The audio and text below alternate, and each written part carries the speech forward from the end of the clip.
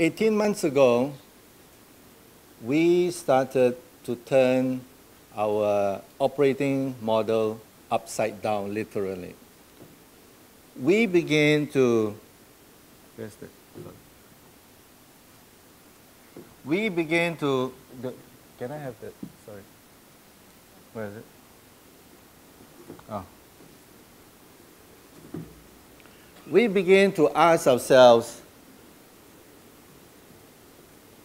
are we busy? In fact, very busy. So busy with so many things and not making progress. We began a process of introspection. We asked ourselves if our operating model is still valid. We begin to question, what is it that we are focusing that is still valid, and what we might do to operate in a whole new level that is relevant to what we do.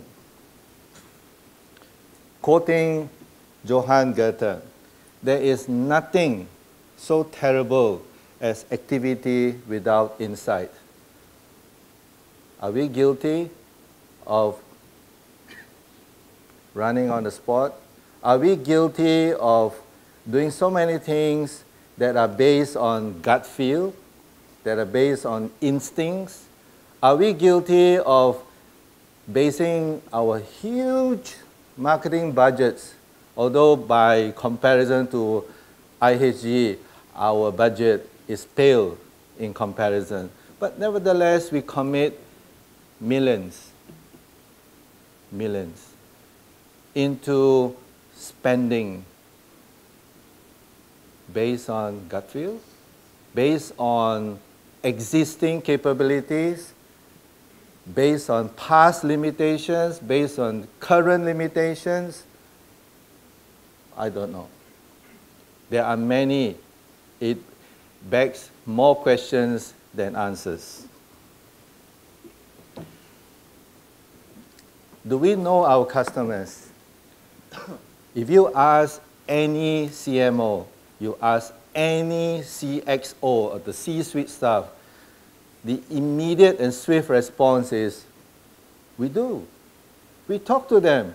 We send them 1 million, or we send tens of millions of EDMs. Don't we talk to them?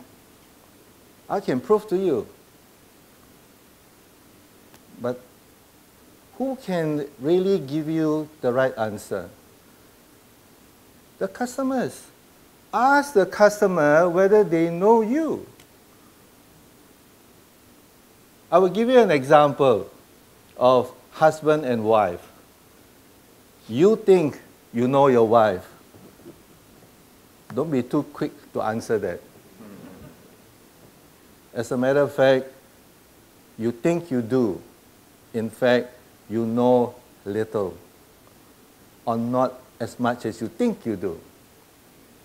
Father and son, father and daughter, mother and daughter relationship. You give birth to this being. Do you really know your children? I don't. When my daughter was growing up, I lost her for the good part of her teenage years. She wouldn't talk to me, but she would talk to her friends. Her friends know more about her problems than I do. And here I am, father of this child, father of this daughter. But I quickly realized as parent that, hey, I need to be connecting to my daughter's friends. Because if I don't, I will miss out completely what I think I know of my daughter. This speaks of customer relationship. It speaks of really what you know or how little you think you know about your customers. And quoting Mark Twain again, it is Not what you don't know that gets you into trouble. It's what you think you know that ain't so, that is a problem. Because when your assumptions are wrong and business decisions are made based on these assumptions, sometimes we can go so far off tangent that a recoil will be painful, costly, and sometimes disastrous.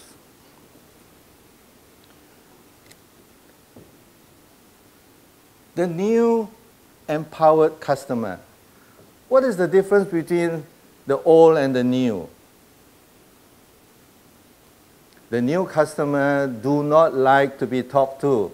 My daughter do not like to be told what to do. So would your children in their teenage years be behaving just the same. Monologue is out. Monologue is not the way to engage one's customer. Because the customers, to be fair, are really smarter than all of us combined. They know what they're buying. They are empowered.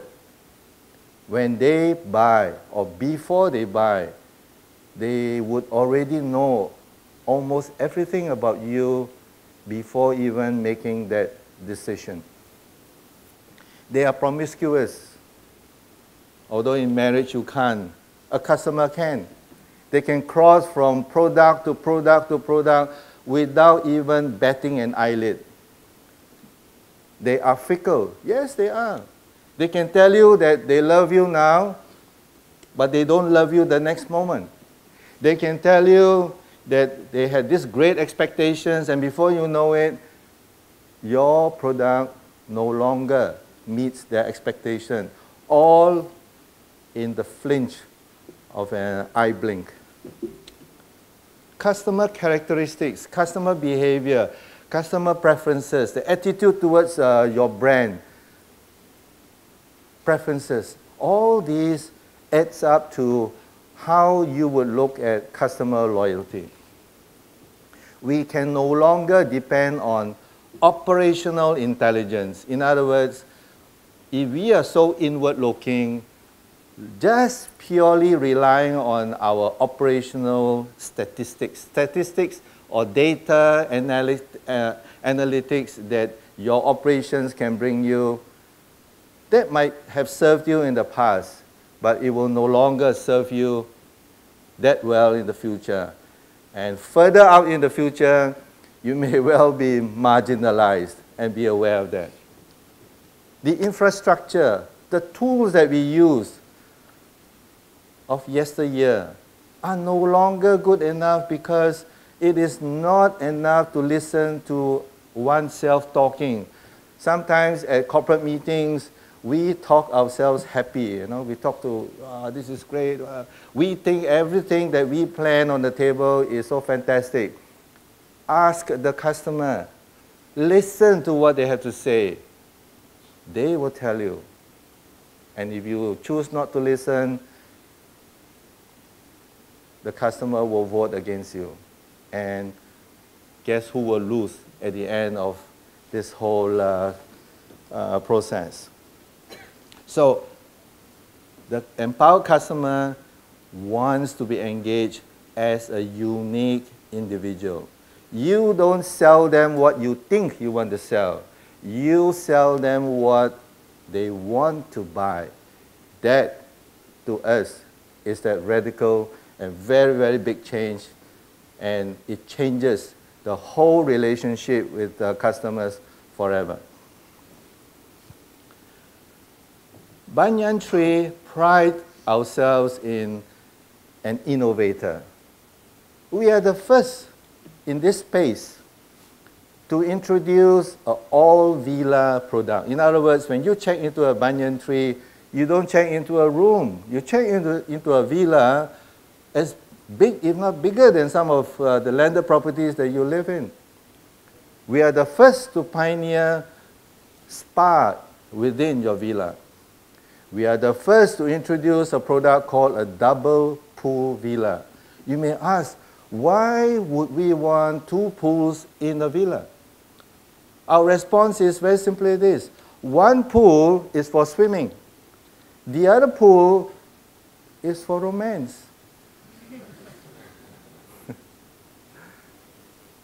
Whether you are there legitimately, legally, or otherwise, we sell you an experience.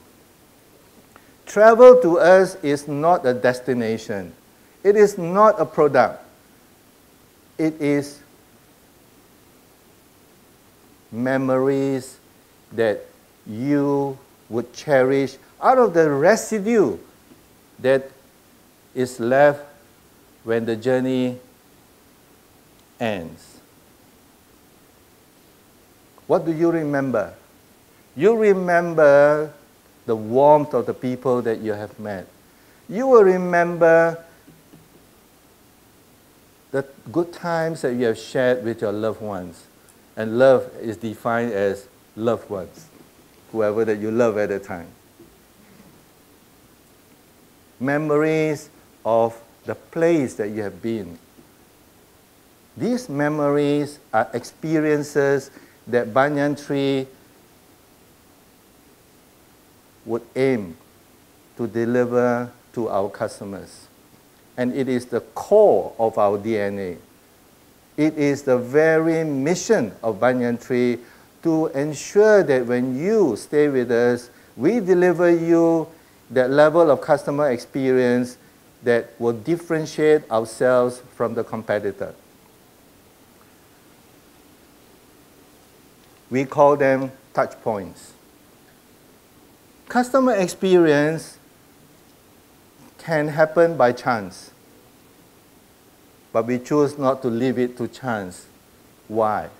Because customer experience, if it is left to the person to deliver, the staff to deliver, we will very quickly find inconsistencies across properties, across our portfolio of hotels.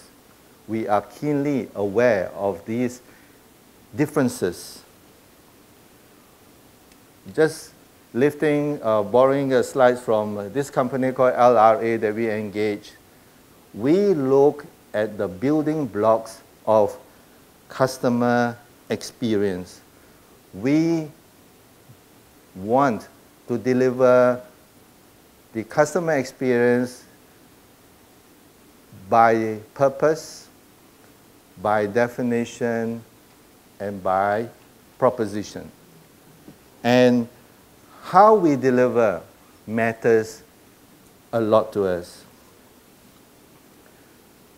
The gaps between every stage there is so important, because if there are failures, the failures will quickly manifest and translate into huge problems, because when you set up a certain expectation with your client, and if you fall short, you would actually end up shooting yourselves in the foot, because in the first place, you are better off without declaring such huge expectations that is actually embedded in the brand promise.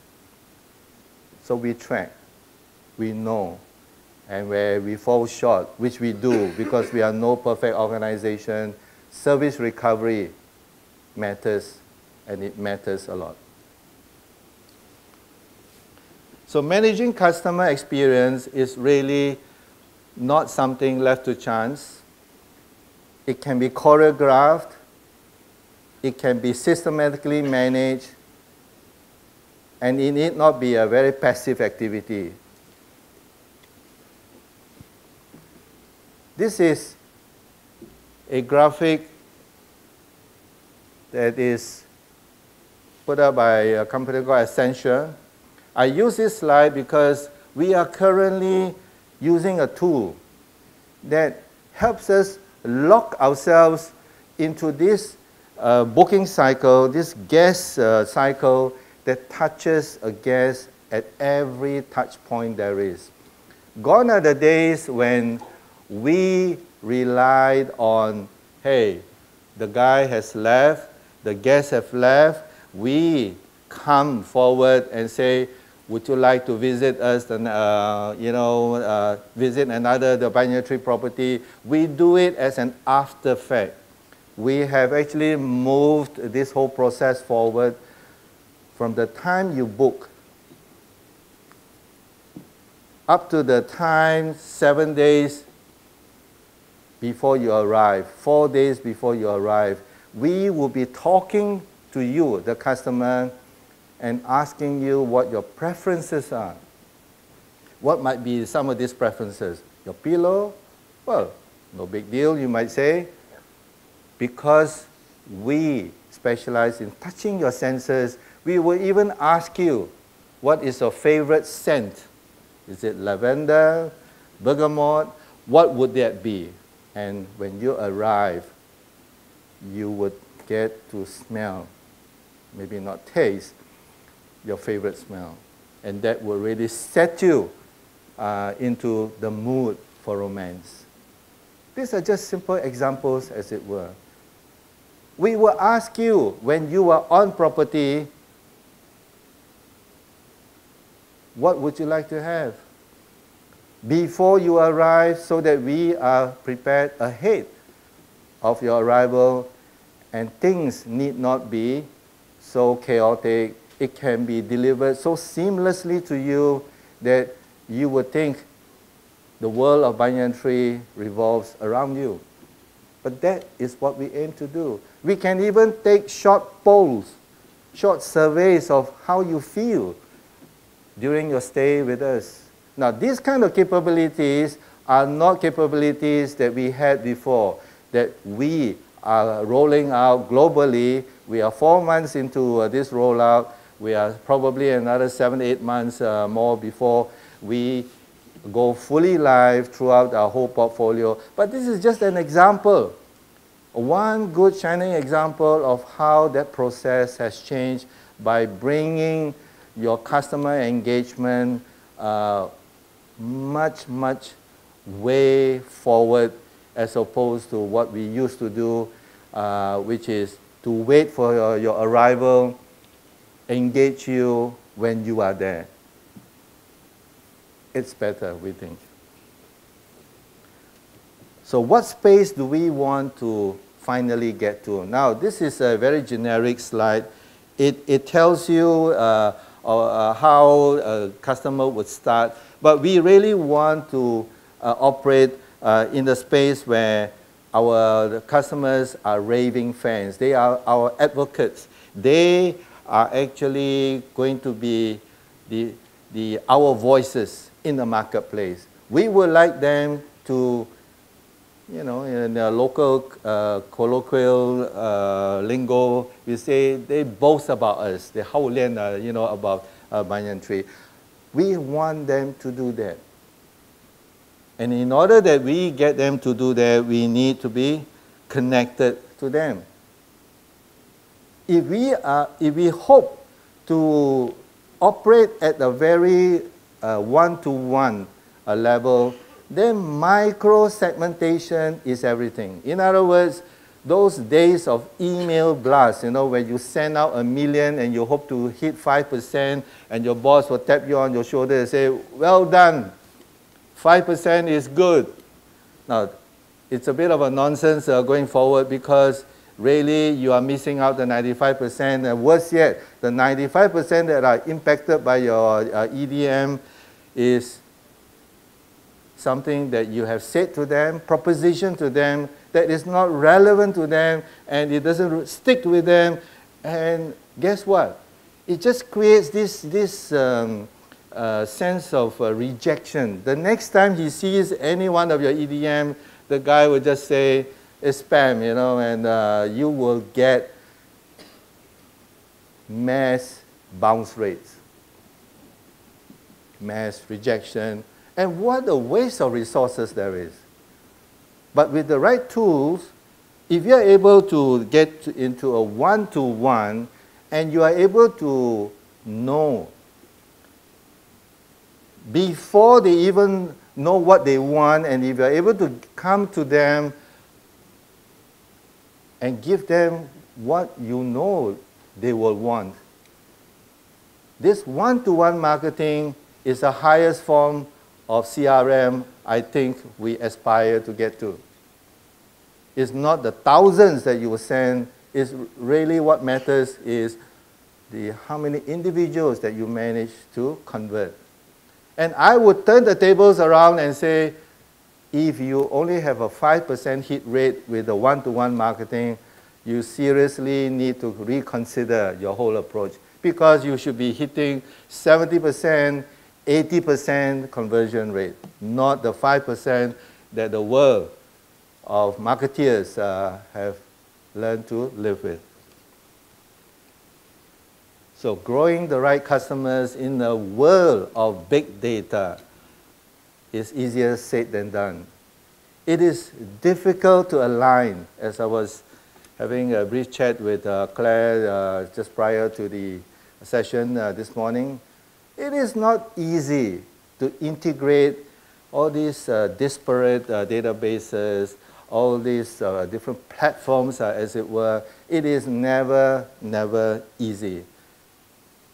And it requires that we acquire new tools to do that. We are operating, according to IDC, in the third platform. The cloud has come in a big way. Mobile has hit us blue in the face. Social media is all around us.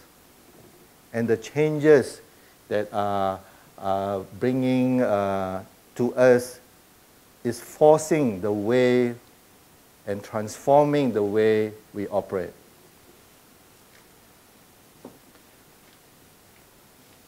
The 10% that we know through analytics, very passive analytics, is what I would generally term it as internal data. Although this might come across as an exaggeration, but seriously, there is a lot of truth in this iceberg depiction here. The big data resides below the water level. And this is where you really got to put your ears on ground, so to speak, to know what the sentiment about your product is. You really got to put your ears and put your finger on these pulses to know if people are really buying your product. You need to know what are the changes in the buying behavior, all at the speed of, if I can exaggerate it even further, at the speed of light. And it just happens so spontaneously that it is not funny if you are not able to operate at that rate of speed, because you surely will be left out. So, what are markets? Markets, in summary, is about conversations. It's all conversation. But it is from the conversation that you would derive the insights necessary for you to act. And it's about bringing real intelligence to support your actions. So big data, I don't think I ought to steal the thunder from the vendors who are much more expert than us, and we do not pretend for one moment that we are experts in big data. We have barely begun this journey, and we know that we have to jump in, and we cannot afford data scientists. We cannot afford many of these tools that the DBS and IHG can afford because of our size. And I'm sure there are many businesses out there that really cannot afford to hire data scientists. But there are tools that will help you to get where you need to get to. And finally, it is very easy to stay in safe harbor. I can see the land. I'm quite used to my old ways of doing things. But really, you ought to be sailing into the vast ocean. You need to lose sight of land and operate in this whole brave new world where old tools no longer will serve you the way it has served you in the past, certainly not in the future. And big data has come. Thank you very much.